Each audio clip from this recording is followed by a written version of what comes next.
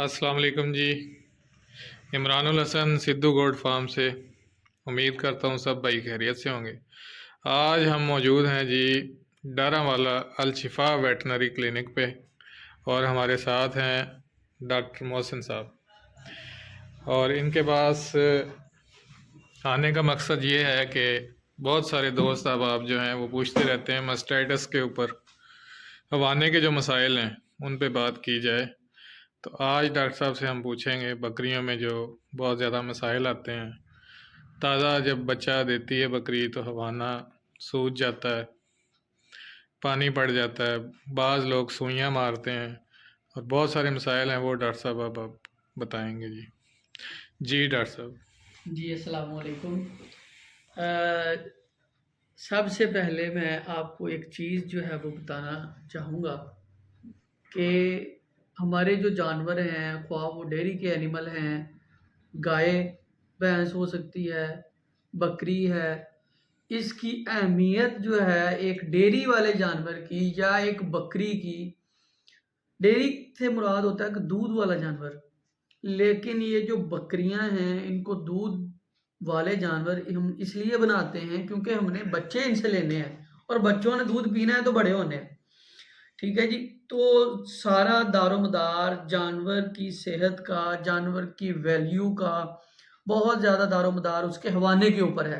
और आज हम जो बात करने जा रहे हैं हवाने के मसाइल और क्या क्या मसाइल जो है दरपेश होते हैं, उससे पहले ये देखें कि एक जानवर जिसका हवाना अगर हम साइड पे कर दें तो वो एक काटू जानवर रह जाता है। ठीक है जी। अगर एक जानवर जिसके दो जो बकरी है उसके दो जो है वो थन है, एक अगर ज़ाया हो जाता है तो वो बिल्कुल डी वैल्यू चला जाता है, वो जानवर किसी काम का नहीं रहता, आम मैना ये हो जाता है। ठीक है जी। तो इस हवाले से हवाना जो है वो बहुत ही अहमियत का हामिल है किसी भी जानवर जो है वो बकरी में, बड़े गाय में, भैंस में। तो सबसे पहले मैस्टाइटिस या हवाने का जो मसला है, इसको आम ज़ुबान में मैस्टाइटिस कहते हैं। दो तरह का मसला जो है वो दरपेश होता है आमतौर पे। जब जानवर जो है वो उसने बच्चा दिया है नया-नया, तो इन दिनों में 2 बड़े मसाइल जिनका सामना करना पड़ता है। उनमें से एक बड़ा मसला जानवर में जिसको कहते हैं बल पड़ गई है, वो सोज़श जो नरम होती है, नंबर 1 नरम होगी, नरम, और दूसरे नंबर पे वो ठंडी होगी। ठीक है जी। आप टच करेंगे वो ठंडी फ़ील होगी। तीसरे नंबर पे आप उसके ऊपर जब प्रेशर देंगे, इस तरह प्रेशर देंगे, तो वहाँ पे आपका उँगली का निशान बन जाएगा। तो आप समझ जाएँगे ये नुकसानदेह नहीं है आम तौर पर।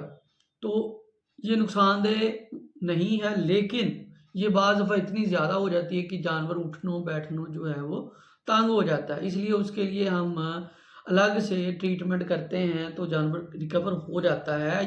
ये दूध के ऊपर साइड इफ़ेक्ट नहीं होता इसका। ठीक है जी। ये मैस्टाइटिस नहीं है, नॉन इन्फेक्शियस है, ये जिसको बल कहते हैं। इसको इंग्लिश में पोस्ट पार्चुरियंट अडर अडीमा के नाम से जो है वो जाना जाता है।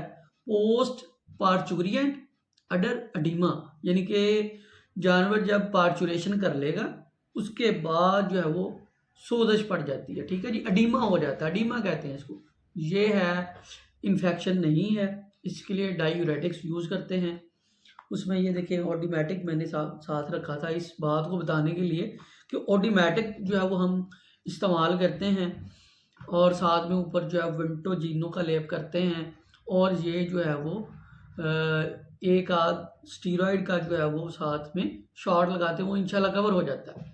अच्छा, उसके बाद बात करते हैं जी हवाने का जो मेजर मसला है, जिसको साड़ू आम ज़ुबान में कहते हैं और इंग्लिश में जो है वो मैस्टाइटिस कहते हैं। मैस्टाइटिस लफ्ज़ी मतलब बनता है कि जी हवाने के जो ग्लैंड हैं उनकी सोजश, वहाँ पे इन्फेक्शन का हो जाना। ठीक है जी। इसको बचाने के लिए ट्यूबें जो है वो इस्तेमाल की जाती हैं। जब जानवर प्रेग्नेंट है उसमें इंट्रा मेमरी ट्यूब्स जो हैं वो ऐड की जाती हैं। उसके लिए हमारी वीडियो जो है वो पहले पड़ी हुई है, यूट्यूब पे आप देख सकते हैं, इसी चैनल पे। अच्छा, तो अब उसके बाद इसकी क्या, मास्टाइटिस की क्या अलामात है? अलामात में पहले नंबर पे जिस तरह जो है वो अगर आप किसी भी स्किन स्पेशलिस्ट के पास जाएं तो आप देखेंगे 50-60 लोग वहाँ पे कतार में लगे खड़े हैं और हर बंदे का मसला अलग है। इसी तरह हवाने के जो मसाइल हैं वो बहुत ज़्यादा हैं और हर मसले का एक ही हल मुमकिन नहीं है। मुख्तलिफ मसाइल होते हैं हवाने के, ठीक है जी। अच्छा, इन्फेक्शन जो है यानी कि जरासीम हैं वो मुख्तलिफ किस्म के हैं और वो मुख्तलिफ दवाइयों से रिकवर होते हैं। मुख्तलिफ दवाइयाँ जो हैं उनके ऊपर असर कर रही होती हैं, ठीक है जी। ये मैंने एक छोटी सी जो है वो रेंज सामने रखी है इस बात को बताने के लिए कि जी पहले नंबर पे इसमें होता क्या है, जानवर बहुत ज़्यादा साड़ू की शिद्दत आए, जानवर खाना पीना छोड़ सकता है, लेकिन ये बहुत कम केसेस में ऐसे होता है, ठीक है जी। वो केस क्या होंगे उनमें जो है वो या तो जानवर के जो हवाना है ना वहाँ से या तो रेड कलर का पानी आने लगेगा या बिल्कुल पानी आने लगेगा या हवा आने लगेगी। इन कंडीशन में जानवर जो है वो खाना पीना छोड़ देता है और ब्लड के अंदर उस इन्फेक्शन का टॉक्सिन जो है वो ज़्यादा हो जाता है, ठीक है जी। तो वो शदीद किस्म होती है, ठीक है जी। उसके बाद नॉर्मल जो किस्म है उसमें अलामत ये आएंगी कि थन सूज जाएगा या हवाने के ऊपर सोजिश आ जाएगी। जिसको आप टच करेंगे हवाने को तो वो गर्म होगा और उसके ऊपर सुर्खी ज़्यादा होगी यानी कि रेडनेस, ठीक है जी। तो इसके अलावा आप टच करेंगे तो जानवर जो है वो पेन फील करेगा, ठीक है जी। जानवर इधर जाएगा उधर जाएगा, पेन फील करेगा जब आप टच करेंगे। इसका मतलब है कि जानवर को मास्टाइटिस है जो कि इन्फेक्शन बेस होती है, ठीक है जी। इन्फेक्शन के लिए एंटीबायोटिक्स हम लगाते हैं, जो एलोपैथिक में चीज़ें हैं उनमें एंटीबायोटिक हम लगाएंगे और एनसिड लगाएंगे, ठीक है जी। एंटीबायोटिक पहले एनसिड का बताते हैं। एनसिड में ये बेनालॉक्स मैंने पास रखा है। एनसिड का मतलब होता है कि जो सोजिश को कम करे, जो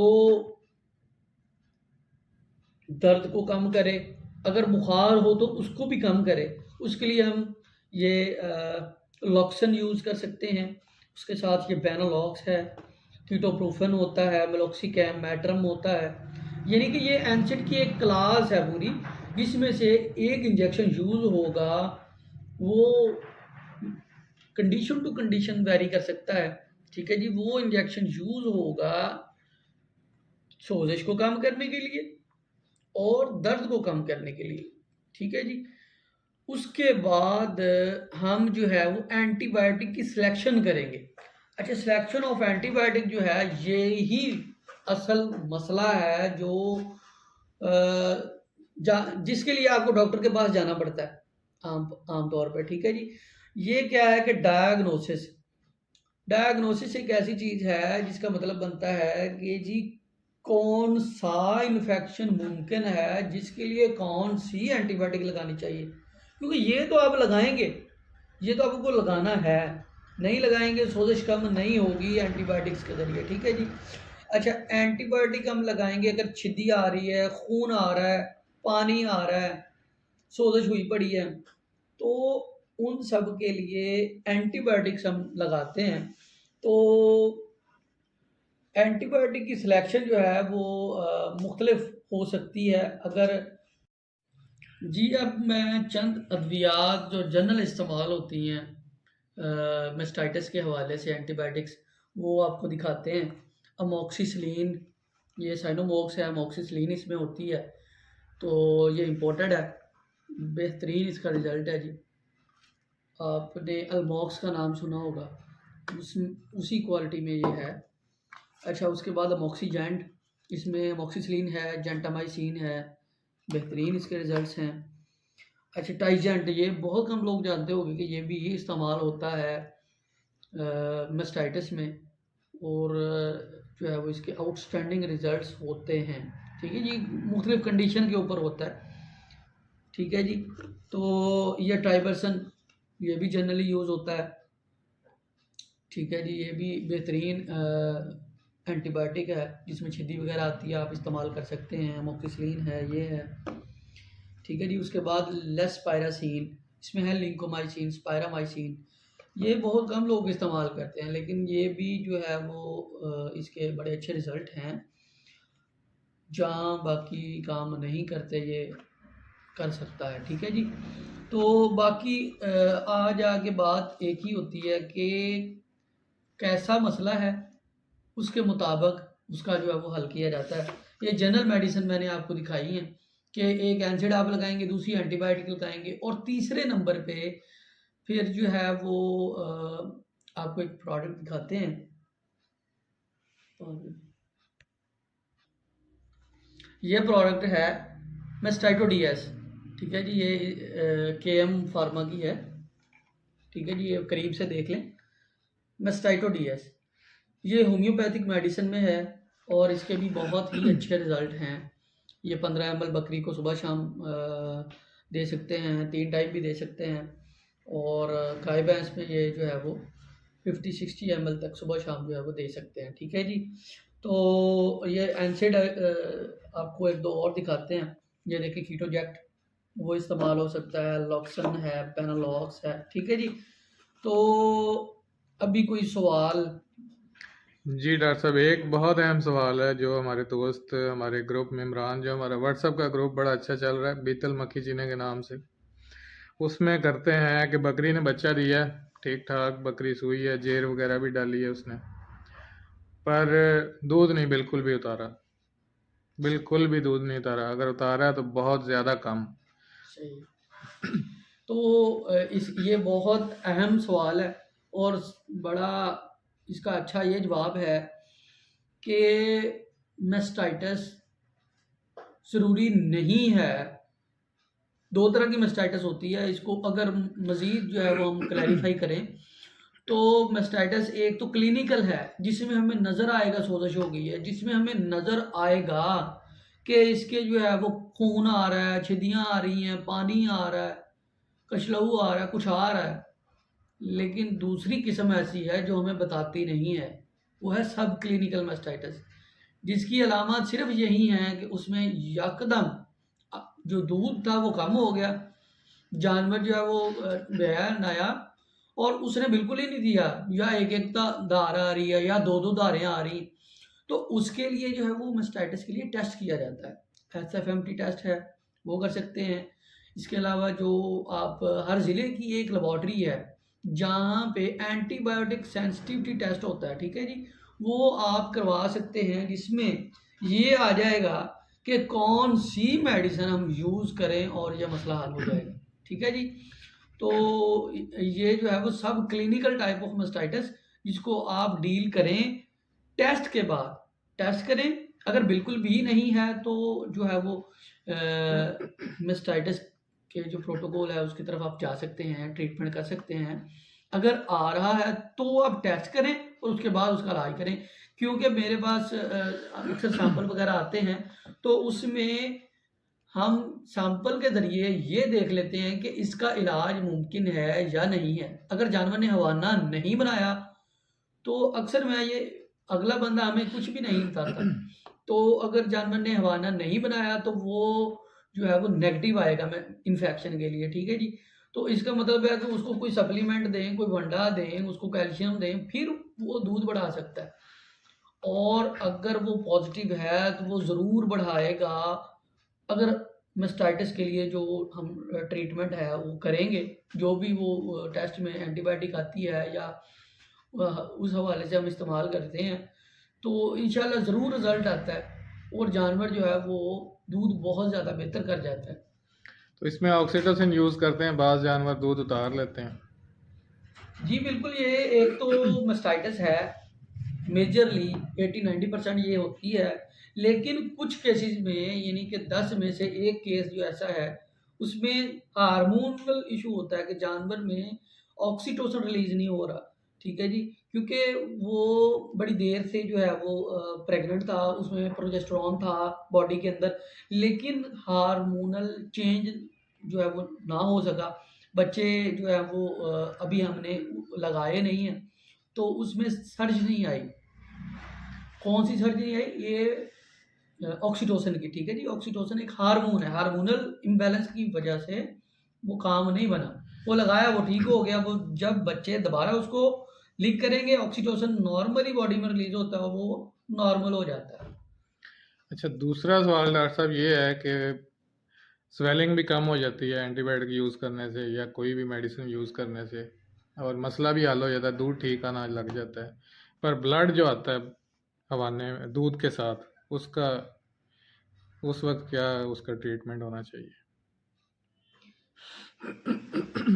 जो ब्लड आता है, ये भी एक बात कि ब्लड जो है वो किसी इंजरी की वजह से भी आ सकता है, ठीक है जी। वो इन्फेक्शन की वजह से भी आ सकता है।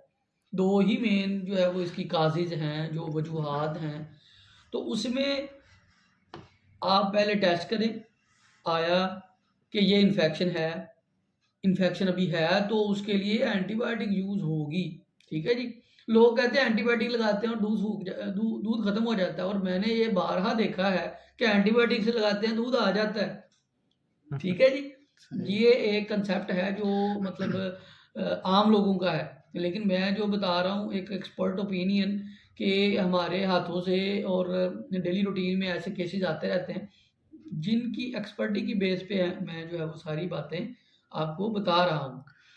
अच्छा, एक सवाल और है, वो ये कि जो थन बकरी ऊंचा नीचा कर जाती है बच्चा देने के बाद या पहले से ही, तो पहले तो चलो ट्यूब वाला हम जब प्रोटोकॉल करते हैं तो उसमें काफ़ी चांसेस हैं ठीक होने के। अगर बच्चा देने के बाद फर्क आ जाता है तो उसका कोई हल है? वो बराबर हो जाता है कि नेक्स्ट जब वो बच्चा देगी उस वक्त ही होता है? तो उसके बारे में आप क्या कहते हैं? इसमें ना होता ऐसे है कि हमें ऐसा लगे कि 2 दिनों में बहुत ज़्यादा फ़र्क पड़ गया, 1 दिन हुआ है, 2 दिन हुए हैं, या बच्चा जो है वो पेट भर के दूध नहीं पी रहा है, हमें पता चल गया कि ये इस थन में मसला है, बकरी में, ठीक है जी। अब हमें अगर तो 1 दिन में, 2 दिन में, 3 दिन में पता चल गया है कि ये मसला बन गया है, और अगर उसके लिए हम जल्दी से ट्रीटमेंट करेंगे, तो वो जाता हुआ दूध वापस आ जाता है। उसमें आप देखते हैं कि जो थन कम हो रहा है, थन ऊपर चढ़ रहा है, उसमें दूध कम हो जाएगा। इक्वल कभी भी नहीं रह सकता। वो सब क्लिनिकल मास्टाइटिस होती है, इन्फेक्शन होता है, जो कि हमें आम आँख से नज़र नहीं आता। ठीक है जी। मुझसे सवाल करते हैं लोग कि जी दूध तो बिल्कुल ठीक है जी उस जानवर का, फिर ये थन कैसे चढ़ गया? तो मैं उसको एक एग्ज़ाम्पल ज़रूर देता हूँ कि देखें जी, हमारे सामने बंदा बैठा हुआ है। मुझे नहीं पता कि ये बंदा बिल्कुल ठीक है या इसका बीपी अप हो गया है। जब हम चेक करेंगे तो पता चलेगा ना। ऐसे ही दूध में जब चेक करेंगे, टेस्ट करेंगे, तो पता चलता है कि यार इन्फेक्शन है ये। ठीक है जी? तो इन्फेक्शन को जब डील करते हैं तो बिल्कुल ठीक हो जाता है। और ये अगर ज़्यादा मसला बन अगर 2-3 दिन में हम कवर कर लें इसको, मतलब मास्टाइटिस हमें क्लियर हो जाए और उसको हम कंट्रोल कर लें, तो ये ठीक हो जाता है, वहाँ रुक जाता है, मज़ीद छोटा नहीं होगा, ठीक है जी, उसमें दूध ख़त्म नहीं होगा। और अगर हम कहें कि ये बिल्कुल बराबर हो जाए, तो उसके लिए अगर ये 10-15 दिन का वक़्फ़ा पड़ गया है और एक थन जो ऊँचा है, दूसरा बड़ा है, तो वो अगले सूए में जब वो जानवर जो है वो बच्चा देने के करीब होगा, 1 माह पहले ट्यूब्स होती हैं, ड्राइकोथेरेपी ड्राई गोट थेरेपी, तो उसके लिए जो वीडियो पड़ी हुई है आप ज़रूर देखें। डिटेल में जो है वो उसके ऊपर डिस्कस किया गया है। तो वो इस्तेमाल होता है सारा प्रोटोकॉल, और वो बराबर होने के उसके पूरे चांस हो जाते हैं। बहुत शुक्रिया आपकी समातों का। अल्लाह हाफ़िज़। जी दोस्तों, ये वीडियो आप ज़रूर देखें। जो भी बकरी पाल हजरात हैं, हमारे दोस्त हैं, भाई हैं, ग्रुप में हैं, ग्रुप से बाहर हैं, इस वीडियो को ज़रूर देखें, शेयर करें, चैनल को सब्सक्राइब करें। ऐसी वीडियोज़ इंशाल्लाह फ्यूचर में आपको देखने को मिलती रहेंगी। जज़ाकल्लाह जी। अल्लाह हाफ़िज़।